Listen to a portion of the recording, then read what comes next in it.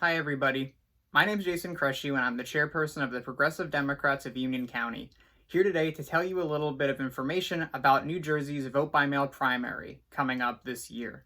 As you might have heard by now, Governor Murphy, by executive order, has made this year's primary primarily vote-by-mail. And what that means is, to save a trip to the polls because of the COVID-19 pandemic, if you're a registered Democrat or Republican, you'll automatically be receiving your ballot in the mail. So when you get it, you can fill it out simply, mail it back in, and make your voices heard.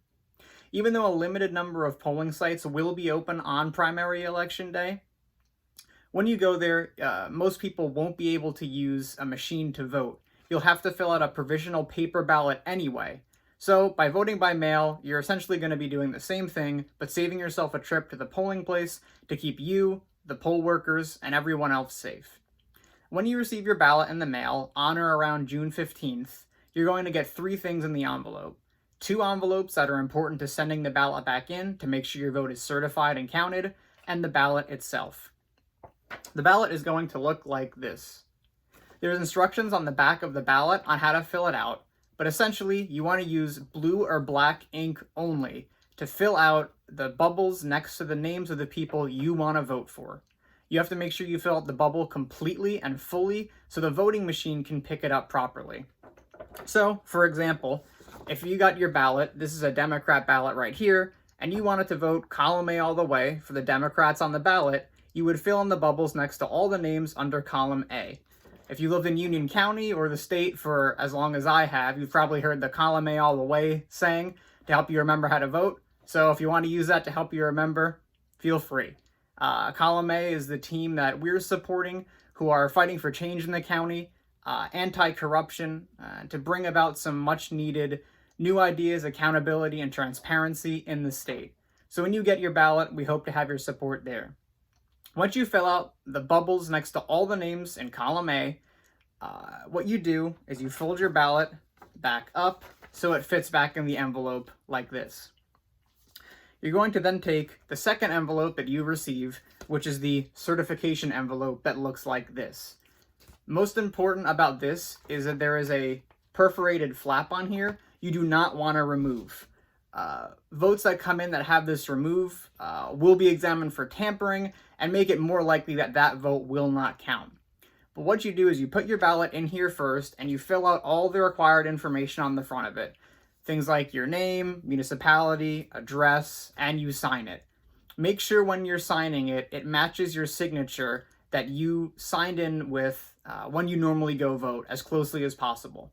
One of the biggest reasons that votes get invalidated by mail is because of discrepancies in the signatures. So don't rush through it. Make sure you sign it as clearly and concisely as possible to match your usual signature.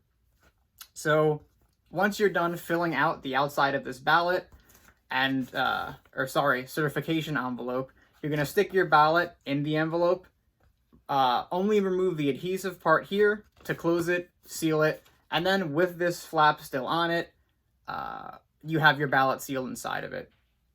Then you're going to take that whole thing and put it in the third envelope you get, which is the envelope that is addressed to the clerk's office for your vote to be tabulated and counted. So you'll put that whole thing in the envelope like so, remove the adhesive part of this, close it, seal it up again, and you're good to go. It's important to note that this is prepaid postage, so there is no stamp or postage required. Once you have all these 3 things put together, you make sure they're all filled out correctly. And again, all these things have directions on them, so you can use this video to help, but be sure to read over those directions and follow them closely to make sure everything is filled out correctly, your vote is done properly, and your voice gets heard.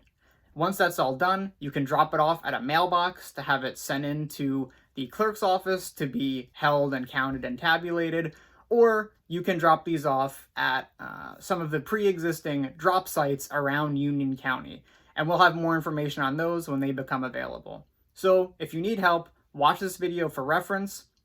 Remember to fill out your votes on your ballot, blue or black ink. Fill in the bubbles as much as you can and completely so they are counted.